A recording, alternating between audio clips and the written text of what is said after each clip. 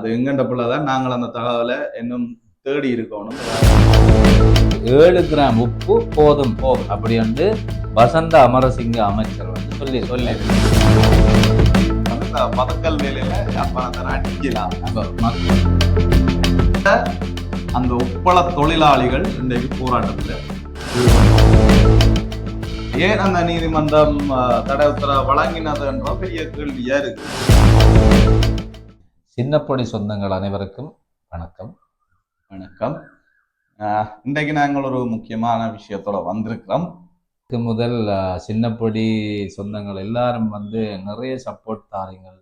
ஒவ்வொரு வீடியோவுக்கும் வந்து நிறைய தகவல்களை, நிறைய அனுபவ ரீதியான கொமெண்ட்கள் வந்து சொல்றீங்க. அது கூட எங்களை வந்து அடுத்த கட்டத்துக்கு கொண்டு செல்லக்கூடியதா இருக்குது. அதே நேரம் விமர்சன ரீதியாக வந்து எங்களை வந்து கேள்விகள் கேட்டு நிறைய விஷயத்த கலந்துரையாடி இருக்கிறீர்கள். முள்ளிவாய்க்கால் நினைவேந்தலை பற்றி போட்டிருந்தோம். அதுல வந்து மலையகத்தை நாங்கள் தவற விட்டுட்டோம். எங்களுக்கு வந்து தகவல் எதுவுமே கிடைக்காதபடியே நாங்கள் அதை இதன்றிருக்கோம். ஆனா அது எங்கண்ட பிள்ளைதான் நாங்கள் அந்த தகவலை இன்னும் தேடி இருக்கணும், ஏதாவது இதன்றிருக்கணும். அப்ப மலையகத்துல என்ன நடந்ததுன்றதை பற்றின விஷயத்த போடையில என்று நண்பர் ஒரு ஆள் எங்களோட வந்து கேட்டிருந்தார். அந்த பிள்ளைய வந்து இனி நாங்கள் செய்ய மாட்டோம். இனி நாடு முழுக்க நடக்கிற விஷயங்களை கட்டாயம் எல்லா பிரதேசத்திலும் என்னென்ன நடக்குதுன்றதை நாங்கள் அறிஞ்சு போடுறதுக்குரிய வழிகளை நாங்கள் முன்னெடுக்கிறோம். இப்படியான உரையாடல்கள் வந்து எங்களை நாங்கள் இன்னும் மேம்படுத்துறதுக்கு உண்மையிலேயே பங்களிப்பு செய்கிறது. அதுக்கு நன்றி. இன்றைக்கு நாங்கள் கதைக்க போற விஷயம் என்னன்னா, உப்பு இல்லாத பண்டம் குப்பையில. இதை சொல்லாம போனாலும் தப்பு. உப்பு பற்றி கதைக்காம போனா அது தப்பு. அப்ப இன்றைக்கு வந்து நாடு முழுக்க உப்பு தட்டுப்பாடு நிலவி கொண்டிருக்கிறது. அப்ப இன்றைக்கு அதான் பேசு பொருளாகவும் இருக்குது. இந்த முள்ளிவாய்க்கால் தினத்தை முன்னிட்டு ஒரு பதிவு ஒன்றை பார்த்தேன்னா, உப்பில்லாத கஞ்சியை வந்து குடிச்சு கடைசி நேரத்துல இந்த தமிழ் மக்கள் எவ்வளவு கஷ்டப்பட்டு இருந்தன, இன்றைக்கு நாடு முழுக்க உப்பு இல்லாம கஷ்டப்பட்டு கொண்டு இருக்கிறோம் என்ற மாதிரியான பதிவுகளும் பார்க்கக்கூடிய மாதிரி இருந்துச்சு. உண்மையிலேயே இந்த உப்பு இல்லைன்றது, அதாவது 4 பக்கமும் கடல் சூழ்ந்து இந்த இலங்கை நாட்டில வந்து உப்பு இல்லைன்றது அவ்வளவு பெரிய ஒரு அவலமா வந்து இருக்குன்றத நாங்கள் யோசிக்கணும்.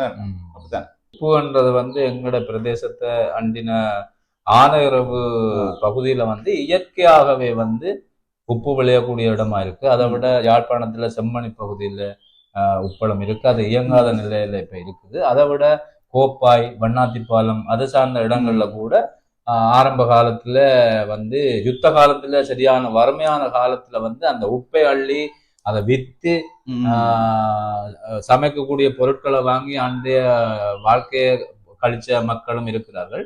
அப்ப இப்ப வந்து அந்த உப்புன்றது வந்து பெரிய பேசு பொருளா வந்து மாறி இருக்கு. அதுக்கான காரணங்கள் என்ன அது அந்த உப்பை வச்சோன்னு நிறைய அரசியல் நடந்து கொண்டு இருக்கு. உண்மையிலேயே ஆரம்ப காலத்துல சாதாரணமா கிடைக்கிற உப்பை தான் எல்லாரும் பயன்படுத்திருந்தீங்க. இப்ப வந்து அந்த இடையில ஒரு உப்பால வந்து அந்த ப்ரெஷர் கூடுது, அது கூடுதாண்டு அயடின் போட்ட உப்பு தான் சாப்பிடணும்னு சொல்லி அது ஒரு உண்மையா ஒரு வியாபார மயமாக்குறதுக்கான உப்பை வந்து காசு கொடுத்து வாங்க வேண்டிய நிலை வந்துச்சு.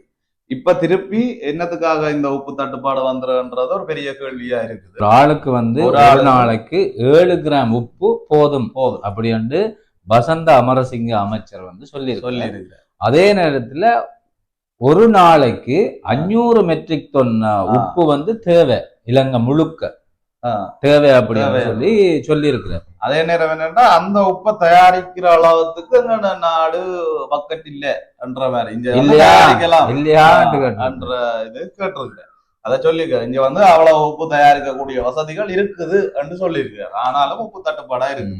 இன்னொரு பக்கம் இன்னொரு கருத்து காணப்படுறது, இந்த உப்பை வந்து மக்கள் அதிக அளவில் இப்ப வாங்குறதாலதான் உப்பு தட்டுப்பாடு நிலவுதுன்ற ஒரு கருத்தும் வந்து காணப்படுது. என்னன்னா, இப்ப உப்பு தட்டுப்பாடு, உப்பு இல்லாம போகுதுன்னு சொல்லிக்கலாம். மக்கள் வந்து அதிக அளவில் உப்பை வாங்கினோம். அதாவது ஒரு ஆள் வந்து ஒரு 10 பேக்கெட் உப்பை வேண்டுறது, அப்படியான செயற்பாடுகள் நடக்கைகளை வந்து உப்பு தட்டுப்பாடு வந்து காணப்படுது. உண்மையிலேயே இது எல்லா பெட்ரோல் தட்டுப்பாடு இருந்தாலும் இதே விஷயம் தான், மா தட்டுப்பாடு இருந்தாலும் இதே விஷயம். இந்த விஷயம் தட்டுப்பாடுன்னா அது யாழ்ப்பாண மக்கள் தொடர்ந்து இந்த விஷயங்களை தட்டுப்பாடுகளை வந்து எதிர்நோக்கினதால ஒரு சின்ன கதை வந்துட்டா போகும், உடனே வேண்டி 10க்கு வீடுகள் அடுக்கி, அதோட கடைகள்ல வேண்டி அடுக்கி, அப்படியான நிகழ்வு நடக்கிறது இயல்பு. அதே விஷயம் வந்து உப்புக்கு நடக்குது இது வந்து யாழ்ப்பாணத்துல மட்டுமல்ல, இலங்கை பொறுத்தளவில் எல்லா இடத்துலயும் ஏதாச்சும் ஒரு பொருள் வந்து யாழ்ப்பாணத்தார் கைது இருந்தாங்க. ஏன்னா தொடர்ச்சியா வந்து தட்டுப்பாட்டு காலம், யுத்த காலத்திலயும் சரி, அதுக்கு பிறகும் சரி,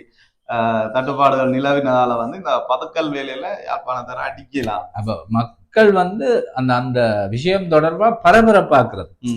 பரபரப்பாக்கினா மக்கள் வந்து நுகர்வோரும் வந்து பாதிக்கப்படவில்லை, அதை விற்பனை செய்கிற ஆட்கள் வந்து இன்னும் கூடிய லாபத்தை வந்து இந்த உப்பு தட்டுப்பாடு கிட்டத்தட்ட ஒரு மாதத்திலயோ 2 மாதத்திலயோ இந்த உப்பு தட்டுப்பாடு நிவர்த்தி செய்யப்படலாம். ஆனா நான் வாங்கி வச்சிருக்கிற ஒரு உப்பு ஒரு வருஷத்துக்கு காரணமான ஒரு உப்பா இருக்கு. ஒரு 4-5 மாசத்துக்கு தேவையான உப்பை வந்து வேண்டி வைக்கிறதால தேவையில்லாத செலவாதான் அது காசு இருக்கிறவர் வாங்கலாம். இப்ப காசு இல்லாத வந்து என்ன செய்யறது? அதுதான் இது ஒரு பெரிய பிரச்சனை உண்மையிலேயே. இப்ப எங்களுக்கும் அது தேவையில்லாம நாங்கள் அவ்வளவு காசை கொடுத்து வாங்கி வச்சு அது உப்பு மெலிஞ்ச அப்புறம் திருப்பி அந்த காசை கொடுத்து வாங்கின உப்பு தான் பயன்படுத்த போறோம். அதே நேரம் காசு இல்லாதவர்கள் வந்து அந்த 1 மாதமோ 2 மாதத்துக்கு வந்து அவர்கள் உப்பு சரியான தட்டுப்பாட்டுல அவர்கள் உப்பு இல்லாத சாப்பாடை தான் சாப்பிட வேண்டிய நிலைமை இருக்கு. அப்ப இது வந்து பெரிய ஏற்றத்தாழ்வை வந்து உண்டு பண்ணுது. இதோட அன்றைக்கு ஒரு கல்யாணம் விட்டு போனான். அப்ப கரையில நிறைய கரையில வந்து உப்பு, சரியான உப்பு. சாப்பிட்ட ஆக்கள் இல்லாம கேட்டு என்னப்பா கரையில் இல்லை உப்பா கிடக்கு. அப்ப அதுல பக்கத்துல இருந்த ஒரு ஆள் சொன்னா அது ரிச்சான கல்யாணம் ஆச்சு. அப்ப இப்ப அந்த உப்பு கூட போட்டா அவ்வளவு விலை விக்குது உப்பு, அதுலயும் கூட போட்டு கிராண்டான ஒரு பங்கனா வந்து அது இருந்து நகைச்சுவையா அவர் சொன்ன அந்த விஷயத்தை. உண்மையிலேயே அந்த உப்புட்ட வர உள்ளளவு நினைன்னு தமிழ்ல ஒரு பழமொழி இருக்குது.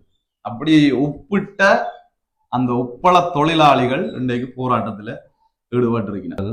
ஒரு வாரத்துக்கு முதல் வந்து அமைதி வழி போராட்டத்துல வந்து ஈடுபட்டு இருந்துச்சுன்னா இதுக்கு வந்து நீதிமன்றத்துல வந்து அந்த போலீசார் ஊடாக வந்து நிறைய பொய்யான தகவல்களை அந்த அதிகாரிகள் சம்பந்தப்பட்ட அதிகாரிகள் வந்து தெரிவித்து நீதிமன்றத்துல வந்து போராட்டத்துக்கான தடை உத்தரவை வந்து பெற்று வைக்கணும். அப்ப இங்க வந்து நாங்க நீதிமன்றத்தையும் ஒரு கேள்வி எழுப்ப பண்ணி கிடாது. அடுத்த போராட்டம் நீதிமன்றத்துக்கு முன்னால ஏன் தடை உத்தரவு வழங்கின? ஏன்னா அவைகள் முன்வைக்கிற கோரிக்கைகள் எல்லாமே ஒரு அர்த்தம் உள்ளதாகவும் சரியாகவும் தான் இருக்கு. அங்க வேலை செய்த மக்கள், அவைகளுக்கு ஆதரவா இருக்கக்கூடிய மக்கள் நியாயமான கோரிக்கைகளை தான் வந்து முன் வச்சு அந்த போராட்டத்துல ஈடுபட்டவன். ஆனா அதுக்கு எதிரா வந்து அல்லது அரசுக்கு எதிராக இது நடக்குதோ அப்படின்னு சொல்லி ஒரு பார்வையில வந்து அங்க நிறைய போலீசாருக்கு கூட்டி கொண்டு வந்து அவைக்கு எதிராக வந்து அந்த போராட்டத்தை இல்லாம பண்றதுக்கான நடவடிக்கையில வந்து ஈடுபட்டவ. அப்ப அந்த நீதிமன்றம் தடை உத்தரவு கொடுத்ததால போலீஸ் வந்து இதுல நீங்க இல்ல தடை உத்தரவு இருக்கு. அப்ப ஏன் அந்த நீதிமன்றம் தடை உத்தரவு வழங்கினதுன்ற பெரிய கேள்வியா இருக்குது. அதை பற்றி ஒருத்தரும் கதைப்படுற இல்ல. அந்த நீதிபதி யாரு, ஏன் அந்த இதை கொடுத்தாரு? இது சின்ன போராட்டம் பெரிய அளவுல வராதுன்னு நினைச்சு உள்ளால ஏதாவது செய்தாரா, இல்லாட்டி அந்த பக்கம் ஏதாவது நியாயம் இருக்குதான்றத நாங்கள் பேசு பொருளாக்க வேண்டிய தேவை இருக்கு. தங்களுக்கு பொருத்தமான சீருட மற்றும் பொருத்தமான அந்த பாதுகாப்பு அங்கிகள் வந்து தேவைன்றத வந்து முன் வச்சிருக்கணும். ஒரு பேசுபொருளா ஒரு கோரிக்கையா வந்து அதை முன் வச்சிருக்கணும். அதோட வந்து இந்த ஆனேரவு உப்பள தொழிற்சாலையில உற்பத்தி செய்யற உப்பை வந்து அங்கேயே பொதியிட சொல்லி கேட்கணும். அதாவது வந்து அங்க உற்பத்தி செய்யற உப்புகள் வந்து அங்க வச்சு பொதியிடப்படுற, அதை வந்து பிறகு ஒரு வாகனத்துல ஏத்தி புத்தளம், மன்னார் போன்ற அம்பாந்தோட்டை போன்ற பகுதிகளுக்கு வந்து அனுப்பி அங்கதான் பொதியிடணும். பொதியிட்டு நடக்குன்னா திருப்பி இங்க வந்து விற்கணும். அதை இதுல என்ன இதான்னு சொன்னா, இப்ப தொழிலாளர்கள் என்ன சொல்லினா போக்குவரத்தை வந்து கருத்துல கொண்டுதான் அந்த உப்பை வந்து அதிக விலையில உப்பு விலை அதிகரிச்சிருக்கலாம் என்று சொல்லி அப்ப அதை வந்து தன்னைக்கு அந்த உற்பத்தி செலவு வந்து குறை. உண்மையா ஒரு சாதாரணமாவே வந்து தெரியுமாங்களா, இங்கே செய்து இங்கே உற்பத்தி அதுக்குரிய வசதிகளும் இருக்குன்னு சொல்லி இருக்கு. இந்த உப்பள அநேர உப்பள தொழிற்சாலையிலே வந்து அதாவது பொதி செய்யக்கூடிய வசதி வந்து காணப்படுகிறது. ஆனா அப்படி செய்யாம புத்தளத்துல, மன்னார் போன்ற இடங்கள்ல வந்து இதை வந்து பொதி செய்யறதுக்கு அனுப்பினா அப்ப அப்படி அனுப்ப வேண்டாம் என்று சொல்லி கோரிக்கையை முன் வச்சிருக்கிறோம். அதோட முக்கியமான இன்னொரு கோரிக்கை என்னன்னு பார்த்தா, ஒவ்வொரு நாளும் தங்களுக்கு வேலையை வந்து உறுதிப்படுத்தணும்ன்றது. ஏன்னா கிழமையில 4 நாள் 3 நாள் அப்படியான வேலையெல்லாம் அந்த தொழிலாளிகளுக்கு கொடுபடுது என்றதால அந்த தொழில் வந்து நிரந்தரமான தொழிலுக்கான ஒரு உத்தரவாதத்தை வந்து தர சொல்லி கேட்டிருக்கணும். மற்றது வந்து இந்த தொழிலாளர்களை வந்து தரக்குறைவா நடத்துறதாகவும் குற்றஞ்சாட்டு. அதை வந்து தொழிலாளர்களை வந்து தரக்குறைவா நடத்த வேண்டாம் என்று சொல்லி அந்த கோரிக்கையை முன் வச்சிருக்கணும். மெடதாவையில் அந்த கதைச்சடங்களை பார்க்கல என்னன்னா அந்த இப்ப புதுசா வார பழைய ஊழியர்களுக்கு அதே வேலையை ஒரு கஷ்டமான வேலைகளை கொடுத்தோம், புதிய வாரவர்களுக்கு வந்து இலகுவான வேலைகளை கொடுத்துருவாங்க. முந்தைய இருக்கிறார்கள் வந்து இப்ப 55-45 வயசுக்கு மேற்பட்டார்கள் வந்து வேலை செய்து கொண்டிருக்கணும். அப்ப அவைக்கு கடினமான வேலைகளையும் இப்ப புதுசா வார இளைஞர்களுக்கு வந்து இலகுவான அந்த வேலை பிரித்தல்ல வந்து சரியான ஒரு முகாமத்துவம் இல்லை என்று சொல்லியிருக்கலாம். அதோட வந்து முகாமையாளரை மாத்த சொல்லியும் கேட்டிருக்கீங்க. கோரிக்கையா வந்து இன்னொரு முக்கியமான விஷயம் வந்து அங்க நியமிக்கப்படுகிற முகாமையாளருக்கு வந்து அந்த உப்பளம் தொடர்பான போதிய அறிவில்லை, தொழில் சார்ந்த அறிவின்மை காரணமான ஆட்களைத்தான் அங்க நியமிக்கணும். அப்ப அதுக்கு பிறகு வர விமர்சனங்களை வந்து அவையில் அதை எதிர்நோக்கக்கூடியதா இருக்கு. அப்ப அதையும் வந்து மாத்துங்கோ அப்படின்ற கோரிக்கையை வந்து முன் வச்சிருக்கணும். அவர்களுக்கான தொழிற்சங்கத்தை வந்து இயங்க வைக்கிறதுக்கான வழியை வந்து செய்தர சொல்லி கேட்டிருக்கணும். உண்மையிலேயே வந்து தொழிலாளர் உரிமைகள்ல வந்து இந்த சங்கமாக கூடி இயங்குறது வந்து அடிப்படை உரிமை. அப்ப அந்த உரிமை கூட அங்க மறுக்கப்படுறதா தான் இந்த விஷயத்துல இருந்து தெரிய வருது.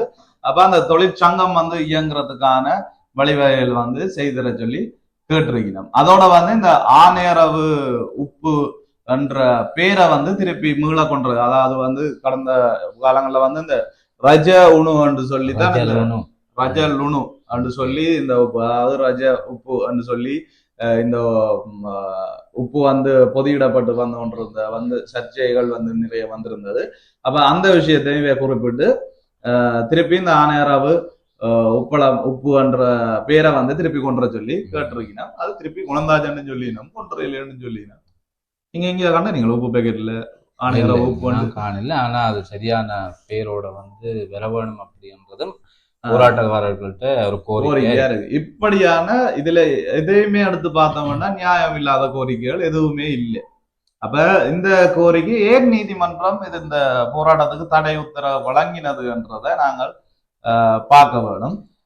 ஆரம்ப காலத்துல இந்த உப்பு வந்து இயற்கையா பெறக்கூடியதா இருந்தது. சாதாரணமா நாங்கள் மக்கள் எல்லாரும் போயிட்டு அந்த உப்பை வந்து பெற்றுக்கொள்ளக்கூடியதா இருந்தது. பிறகு இதே ஒரு அமைப்பா ஆக்க வேணும் அப்படின்றது பிறகு 1900 உப்பள தொழிற்சாலையை வந்து நிறுவ வேணும் என்று 1937 வந்து கதைக்கணும் தீர்மானம் எடுக்கப்பட்டது. ஆனா இது அமைப்பா வந்து நிறுவப்பட்டது வந்து 1938ஆம் ஆண்டு தொழிற்சாலை உருவாக்கப்பட்டது. அதுல இருந்து தொடர்ச்சியா நிறைய உற்பத்தி நடவடிக்கைகள், அதை விற்பனையாக்குற நடவடிக்கை எல்லாம் நடந்து அதுக்கு 90ஆம் ஆண்டு காலப்பகுதி இந்த யுத்த காலத்துல வந்து இது வந்து திருப்பி இந்த தொழிற்சாலை வந்து நிப்பாட்டப்பட்டது. போர் காரணமா வந்து நிப்பாட்டியாச்சு. அதுக்கு பிறகு என்ன நடந்திருக்குன்னா புலிகள் வந்து இதை கையில எடுத்திருக்காங்க. 2004 இருந்து 2008 வரைக்கும். அது வந்து இந்த வன்னி பகுதிக்கு உட்பட்ட இங்கால போக்குவரத்துகள் இதழ் சிக்கலா இருந்த கால பகுதியில மட்டுப்படுத்தின அளவுல வந்து அந்த உப்பு நிறுவனம் உற்பத்தி வந்து நடந்திருக்குது. அதுக்கு பிறகு 121 மில்லியன் ரூபாய் செலவுல வந்து 2016ஆம் ஆண்டு திருப்பி வந்து இந்த தொழிற்சாலை வந்து புனரமைக்கப்படுது. இந்த நேரத்துல குறிப்பிட்டிருக்கீங்கன்னா 3000 பேருக்கு மேல இந்த இதால வந்து வேலை வாய்ப்பு கிடைக்கும் என்ற நம்பிக்கையை வந்து அரசாங்கம் வந்து தெரிவிச்சிருந்தது. அப்ப ஆனா இன்றைக்கு இந்த தொழிலாளர்களுக்கு வந்து இவ்வளவு பிரச்சனை இருக்குது. அப்ப இந்த தொழிலாளர்கள் பிரச்சனையை பற்றின, இந்த போராட்டத்தை பற்றின, இல்லாட்டி இந்த உப்பு பாவனையை பற்றின உங்களோட கருத்து என்னன்றத நீங்களும் தெரிவிக்கலாம். எங்களுக்கு கருத்துக்களை வந்து கொமெண்ட்ல போடுங்க. அதே நேரம் எங்கிட்ட வேற வாட்ஸ்அப் சேனல் ஒன்று தொடங்கி இருக்கிறோம். அப்ப அதோட லிங்க் வந்து கீழே கொடுத்துருக்குறோம். அதையும் வந்து நீங்க தொடர்ந்து ஃபாலோ பண்ணுங்க. அதே நேரம் வாட்ஸ்அப்ல நீங்கள் பர்சனலா மெசேஜ் பண்றதுக்கான ஒரு வசதியையும் வந்து ஏற்படுத்தியிருக்கிறோம். அந்த லிங்குக்குள்ளால வந்து நீங்கள் மெசேஜ் பண்ணி கொள்ளலாம். நன்றி. இது மாதிரி நிறைய பயனுள்ள விஷயத்த நாங்கள் உங்களோட பகிர்ந்து கொள்வோம். நீங்களும் எங்களுக்கு நல்ல ஒரு விமர்சன ரீதியான கருத்துக்களை எங்களுக்கு தந்தா நாங்கள் இன்னும் நிறைய விஷயங்களை நாங்கள் கதைச்சு கொண்டு போகலாம். மீண்டும் ஒரு முறை நாங்கள் உங்களை சந்திக்கிறோம். நன்றி, வணக்கம்.